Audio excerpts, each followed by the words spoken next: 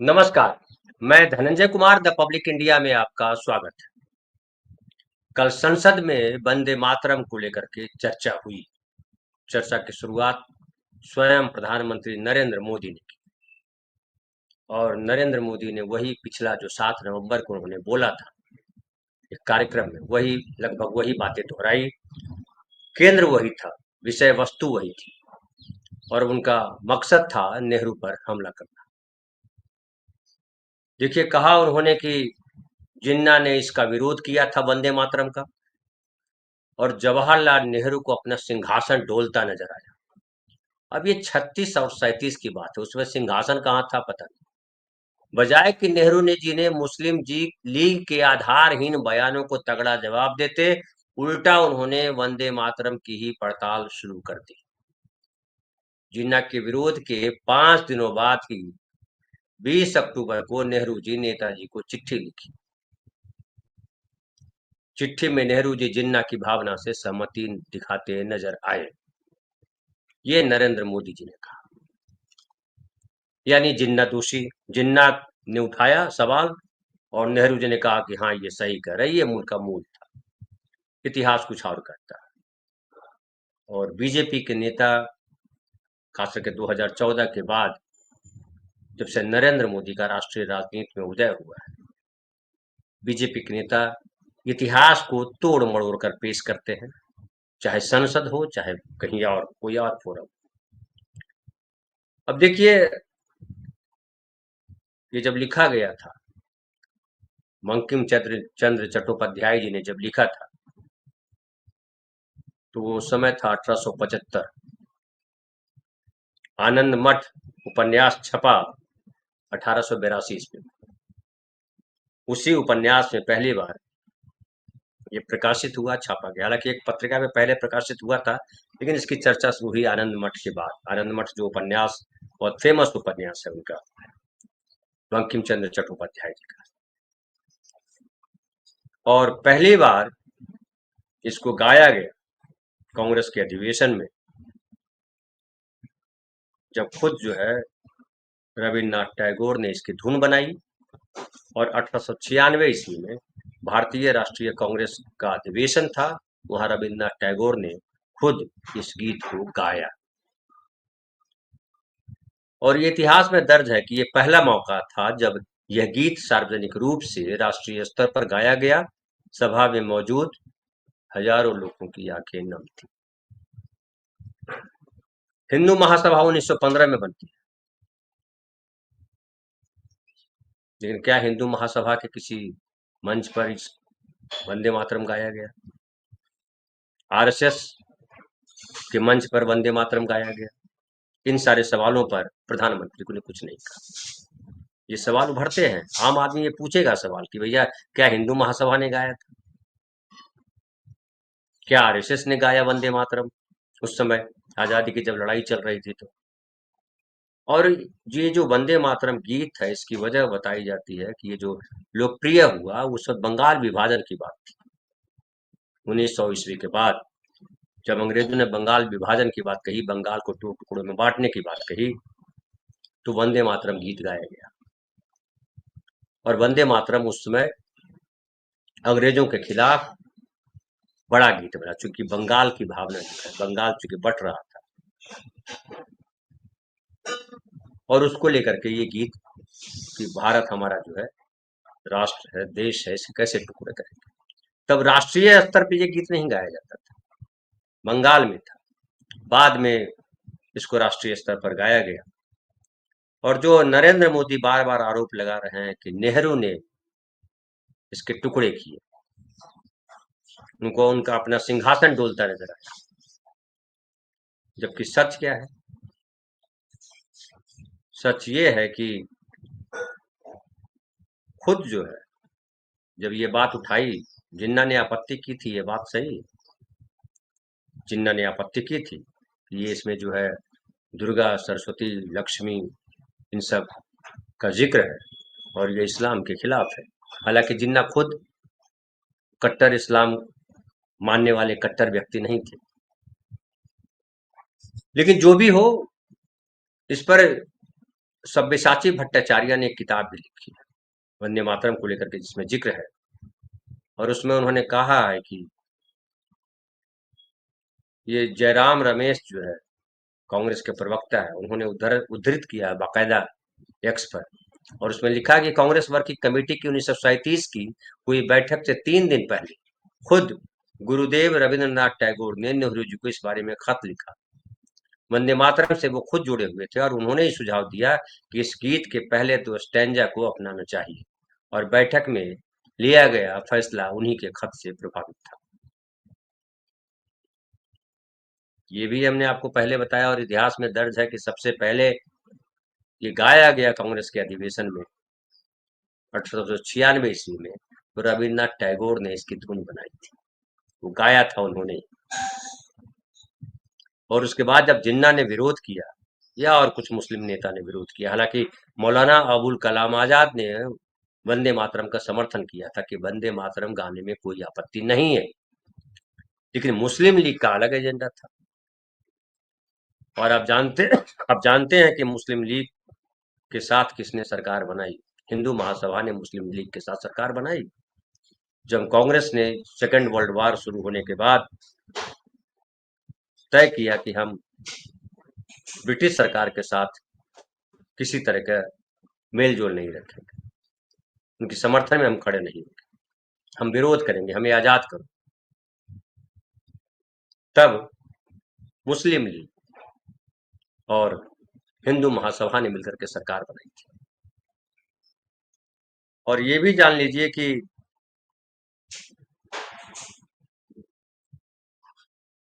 ये सिंध उत्तर पश्चिमी सीमांत प्रांतों में दोनों मुस्लिम बहुल प्रांत है में गठबंधन बना लिया मुस्लिम लीग और हिंदू महासभा ने, और क्षमा करेंगे, और विचारधारा के स्तर पर एक दूसरे से विपरीत दोनों दलों के बीच मतभेद 1943 में तब उभरने लगे जब सिंध विधानसभा ने पाकिस्तान प्रस्ताव पारित किया, जिसमें सिफारिश की गई थी कि भारत के मुसलमान एक अलग राष्ट्र हैं। कब? 1943 में। अंततः सिंध विधानसभा में यह प्रस्ताव 24-3 से पारित हो गया, क्योंकि हिंदू महासभा के सदस्यों ने सदन से बहिर्गमन किया तथा सरकार के 3 मंत्रियों ने इसके खिलाफ मतदान किया। तो जिस सरकार ने पाकिस्तान अलग राष्ट्र के लिए प्रस्ताव पारित किया, उस सरकार में हिंदू महासभा के लोग शामिल थे। हिंदू महासभा मतलब श्यामा प्रसाद मुखर्जी, हिंदू महासभा मतलब सावरकर, हिंदू महासभा मतलब नरेंद्र मोदी जी के पूर्वज।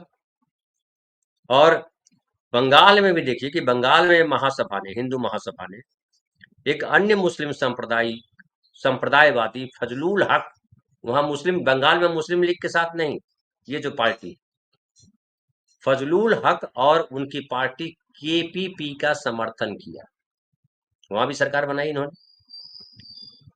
जो सांप्रदायिक सोच वाले थे उनके साथ सरकार बनाई, और सावरकर ने इस फैसलों को उचित ठहराया, और बाकायदा 1942 में कानपुर में जो हिंदू महासभा का के सत्र में जो अध्यक्षीय भाषण दिया उन्होंने, उसमें उन्होंने कहा कि व्यवहारिक राजनीति में महासभा जानती है कि हमें उचित समझौते के माध्यम से आगे बढ़ना चाहिए। आपदा में अवसर।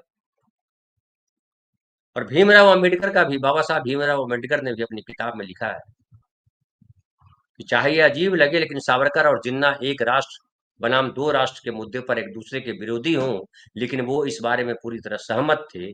दोनों ही इस बात पर जोर देते कि भारत में दो राष्ट्र, एक मुस्लिम राष्ट्र, दूसरा हिंदू राष्ट्र। और जैसा कि हमने बताया आपको पहले कि 1943 में सिंध प्रांत में उसकी विधानसभा में ये फैसला लिया गया था पहली बार कि भारत के मुसलमान एक अलग राष्ट्र हैं। और कांग्रेस ने हमेशा विरोध किया। कांग्रेस जिस तरह का देश बनाना चाहती है, उसमें हिंदू, मुसलमान, तमाम नागरिक, देश के जो विविधतावादी हमारा जो चेहरा है, जो हम विविधतावादी स्वरूप रखते हैं, उसको मौजूद रखने के लिए, उसको बनाए रखने के लिए हर विवाद से कांग्रेस ने किनारा करना चाहा। ताकि धर्म का या किसी और तरीके का विवाद न हो, चूंकि अलग अलग धर्मों, मान्यताओं, विचारों, संस्कृतियों का देश हमारा था। हमें हिंदू राष्ट्र नहीं बनाना था, हमें एक ऐसा राष्ट्र बनाना था जिसमें सब लोग मिलजुल करके रहें। और देखिए, बड़ा अच्छा कहा है गौरव गोगोई ने प्रधानमंत्री के भाषण के बाद, जब अपना भाषण किया तो गौरव गोगोई ने कितना बढ़िया बोला। एक बार जरा सुनिए थोड़ा सा, फिर मैं और डिटेल बताऊंगा। एक वीडियो है, मैं आपको दिखाता हूँ। जी साक्षी।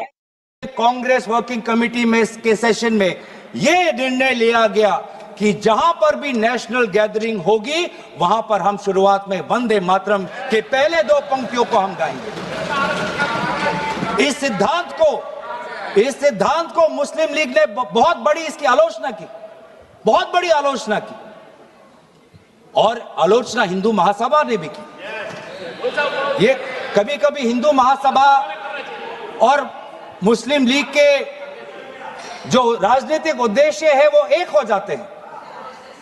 हिंदू महासभा और मुस्लिम लीगों ने दोनों वंदे मातरम को एक विशेष राजनीतिक रूप से देखा, और मुस्लिम लीग और हिंदू महासभा ने दोनों ने कांग्रेस पार्टी की आलोचना की। लेकिन कांग्रेस पार्टी अगर चलेगी तो किसी हिंदू महासभा या किसी मुस्लिम लीग की नहीं, भारत के जो हमारे आबादी है, भारत की जो हमारी जनसंख्या है, भारत में जो वंदे मातरम के जो मूल भाव है उसके साथ। जी, और ये भी कहा आगे कि हमारे देश में धर्म अनेक, भाषा अनेक, पैगंबर एक, लेकिन संविधान का ग्रंथ सिर्फ एक है। और अब कहते हैं कि वंदे मातरम नेशनल एंथम बने, लेकिन जब पूरे देश ने जन गण मन को राष्ट्रगान का तवज्जो दिया तो आपके राजनीतिक पूर्वजों ने तिरंगे को तवज्जो दी नहीं दी, न राष्ट्रगान को तवज्जो दिया। आप क्या राष्ट्रभक्ति की बात करते हैं, गौरव गोगोई ने कहा। और यह साथ में ये भी कहा कि पीएम के भाषण के दो मकसद थे। पहला ये कि उनकी बातों से लगा कि उनके राजनीतिक पूर्वज खुद ब्रिटिश के खिलाफ लड़े थे। दूसरा ये कि एक चर्चा को राजनीतिक रंग देने का, जब जब मोदी किसी विषय पर बोलते हैं नेहरू का नाम बार बार लेते हैं। तो पहली बात तो ये कि उनके पूर्वज जो है स्वतंत्रता संग्राम में ब्रिटिशर्स के साथ थे, ये उनकी वजह है। और दूसरी वजह ये है कि ये राजनीतिक रंग देना चाहते हैं। और देखिए, अभी चुनाव है बंगाल में, और बंगाल में चुनाव जब हो रहा है तो वंदे मातरम चूंकि बंगाली भावना को उभारेगा, इसके लिए उसकी चर्चा की जा रही है। गोगोई ने यह भी कहा कि ऑपरेशन सिंदूर पर चर्चा में उन्होंने 50 बार कांग्रेस और 14 बार नेहरू का नाम लिया, लेकिन पीएम कितनी भी कोशिश कर ले, नेहरू के योगदान पर एक भी काला दाग नहीं लगा पाएंगे। पीएम के भाषण में इतिहास को फिर से लिखने की मंशा उनकी दिखाई देती है, और मोदी ने आज के भाषण में भी नेहरू का नाम 7 बार लिया। तो साफ साफ है कि नरेंद्र मोदी या बीजेपी की जो स्ट्रेटजी है उसमें नेहरू को किस तरीके से बदनाम किया जाए, भारतीय संस्कृति विरोधी बताया जाए, राष्ट्र विरोधी बताया जाए, ये इनकी लगातार कोशिश रही। और लगातार वो जो है उस तरह की बातें करते हैं जो इतिहास में भी सही तरीके से नहीं, इतिहास जिसको खारिज करता है। अब देखिए, अखिलेश यादव ने भी बड़ा अच्छा बोला है, मैं आपके सामने वो भी रखना चाहता हूँ कि जिस वंदे मातरम ने आजादी के आंदोलन को जोड़ा, आज के दरारवादी लोग उसी से देश को तोड़ना चाहते हैं। वंदे मातरम गाने के लिए नहीं बल्कि निभाने के लिए। और उन्होंने कहा कि सदन में यहाँ बैठे लोगों को पता होना चाहिए कि पहली बार वंदे मातरम कब गाया गया था। उन सूचना देने वालों से ये पूछना चाहिए कि आजादी के बाद भी उन्होंने अपना अलग राष्ट्रगीत क्यों लिखा, यार इस पे कर रहा है, और तिरंगा क्यों नहीं फहराया।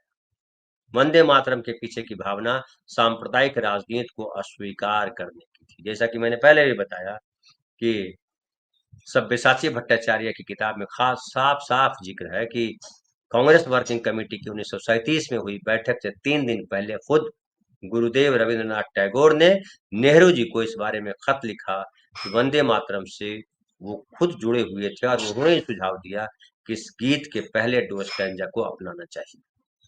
और बैठक में लिया गया फैसला उन्हीं के खत से प्रभावित था, और प्रधानमंत्री नरेंद्र मोदी गुरुदेव रविंद्रनाथ टैगोर पर विभाजनकारी विचारधारा रखने का आरोप लगा रहे हैं, ये कह रहे हैं जयराम रमेश। तो साफ साफ है। और राष्ट्रभक्ति को लेकर के जिस तरीके से आरएसएस सोचता रहा, आरएसएस की राष्ट्रभक्ति क्या है? हिंदू राष्ट्र। आरएसएस की राष्ट्रभक्ति जो है, भारत एक ऐसा देश बने जिसमें तमाम जातियों धर्मों के लोग एक साथ रहे, संविधान सम्मत, संविधान इसीलिए लिखा गया कि वो किसी जाति के, किसी भाषा के, किसी धर्म के, किसी भी इलाके के लोग हों, किसी भी मान्यता के लोग हों, लेकिन सब बराबर। क्या आरएसएस सबको बराबर मानता है? अपने स्थापना काल से देख लीजिए कि उसका मुस्लिम विरोध है, वो ब्राह्मणवादी ताकतों के साथ खड़ा रहता है, वो सत्यनारायण कथा करने में यकीन करता है, और संविधान को जितना किनारे धकेला जाए उतना अच्छा। और देख लीजिए कहाँ संविधान से देश चल रहा है, आपको सामने सामने दिखाई पड़ रहा है। अभी ये जो है बाबरी मस्जिद को लेकर के क्या हंगामा नहीं हुआ इस देश में, और वहां बंगाल में जो बाबरी मस्जिद की नींव रखी गई है 6 दिसंबर को, उस दिन कहाँ थे मोदी जी? क्या कमेंट किया मोदी जी? अगर सरकार चाहती तो रुक जाता वो, कि बाबरी मस्जिद को मस्जिद बनाओ, और यहाँ से जो मुख्यमंत्री हैं उत्तर प्रदेश के, वो कहते हैं कि बाबरी मस्जिद जो बनाएगा उसको, उसका ध्वंस कर देंगे। लेकिन बाबरी मस्जिद वहां नींव रखी जाती है, लाखों लोग वहां जमा होते हैं। उसके बाद शुभेंदु अधिकारी लाखों लोगों को जमा करके गीता पाठ करवाते हैं। ये क्या है? सब अपने अपने सेना तैयार कर रहे हैं धर्म के पाखंड के नाम पर। न उसको मस्जिद से लेना देना है हुमायूं कबीर को, न इनको गीता से लेना देना है। इनको गीता इसलिए पढ़वाना है कि इनको वोट चाहिए, बंगाल जीत रहा है, और हुमायूं कबीर को इसलिए मस्जिद बनानी है कि बीजेपी का फायदा हो और उसका मकसद सॉल्व। और प्रधानमंत्री जो वंदे मातरम को लेकर के बात कर रहे हैं, वो वंदे मातरम जो है माता की बंदगी का सवाल नहीं। माता की बंदगी का अगर सवाल होता तो भारत की स्मिता, भारत की प्रतिष्ठा जो लगातार गिर रही, यही नरेंद्र मोदी जी ने कहा था कि जब देश का रुपया गिरता है तो देश की प्रतिष्ठा भी गिरती है। अभी 90 रुपया पार हो गया है तो इनके मंत्री कहते हैं कि हमारी अर्थव्यवस्था देखिए कितनी बड़ी अर्थव्यवस्था है। तर्क सुनिए सब। और दुर्भाग्य की बात है कि पूरा गठर मीडिया पूरे नैरेटिव को, पूरे सच को नरेंद्र मोदी के एंगल से या आरएसएस के एंगल से देख रहा है, दिखा रहा है। और आम आदमी के बीच जो विपक्ष के लोग हैं, उनके नेताओं की बातें कम पहुंचती हैं। नतीजा है कि लोगों को सांप्रदायिक आग में झोंकने में इनको मदद मिलती है। और ये जो वंदे मातरम का जो सवाल उठाया गया 150 साल के अवसर पर, 1875 में लिखा गया था, गाया नहीं गया था, गाया गया था 1896। तो 1896 में 150 साल करते, 150 साल करते, क्योंकि पहली बार रविन्द्रनाथ टैगोर ने जब गाया था तो पहली बार उसकी चर्चा हुई थी उतनी बड़ी। 1875 में लिखा था, एक पत्रिका में छपा था, कितने लोगों, बांग्ला पत्रिका में छपा था, कितने लोगों ने पढ़ा था? नरेंद्र मोदी जी के पूर्वजों ने पढ़ा था क्या? और आनंद मठ में 1882 ईस्वी में आनंद मठ प्रकाशित हुआ, किताब प्रकाशित हुई, उसमें वो गीत था। और पहली बार 1896 मतलब प्रकाशित होने के 14 साल बाद उसको गाया गया कांग्रेस के अधिवेशन। फिर जब बंगाल विभाजन का षड्यंत्र रचा अंग्रेजों ने, तो बंगाल न बटे इसके लिए इस गीत को गाया गया, वंदे मातरम। और फिर जो है वंदे मातरम गीत बना। और सबको पता है कि जब देश की आजादी लड़ी जा रही थी तो चाहे हिंदू हो, चाहे मुसलमान हो, चाहे दूसरे धर्म को, अगर ये अल्लाह अकबर वो कर रहे थे तो ये हर हर महादेव कर रहे थे। अल्लाह अकबर करने वाला अगर सांप्रदायिक है तो हर हर महादेव कहने वाला राष्ट्रभक्त कैसे हो जाएगा? क्योंकि ये राष्ट्र तो सबका था। नरेंद्र मोदी जो नैरेटिव गढ़ना चाह रहे हैं वो ये कि चूंकि हर हर महादेव चूंकि अगर हर हर महादेव को एक्सेप्ट नहीं किया तो क्या किसी मुस्लिम आयत को एक्सेप्ट कर लिया गया? जो स्टैंजा काटा गया, वंदे मातरम तो फाइनली है, लेकिन जो लक्ष्मी के रूप में, दुर्गा के रूप में देश को देख रहे हैं, उस पंक्ति को हटा दिया। और नेहरू ने तो कहा भी था कि ये देश जो है वो कोई देवी नहीं है, ये देश जो है, देश के लोग ही इसका देश है, कोई केवल नक्शा नहीं है। तो मंशा बड़ी स्पष्ट है कि हर बात को किस तरह से सांप्रदायिक ध्रुवीकरण की तरफ ले जाया जाए, हिंदू मुसलमान की तरफ ले जाया जाया जाए, और किस तरीके से जो नेहरू, अंबेडकर, गांधी, इन लोगों ने देश का जो सपना देखा था, वो बताया जाए कि वो सपना नेहरू के लिए देखा गया, नेहरू को प्रधानमंत्री बनाने के लिए देखा जाए, वो नैरेटिव खड़ा किया जाए। इसलिए नरेंद्र मोदी कह रहे हैं कि जब जिन्ना ने विरोध किया तो उनका सिंहासन डोलने लगा। अरे कहाँ उस समय सिंहासन था भाई। बहरहाल आप सब समझदार लोग हैं, बहुत बहुत धन्यवाद। कल फिर बात करेंगे किसी नए विषय पर।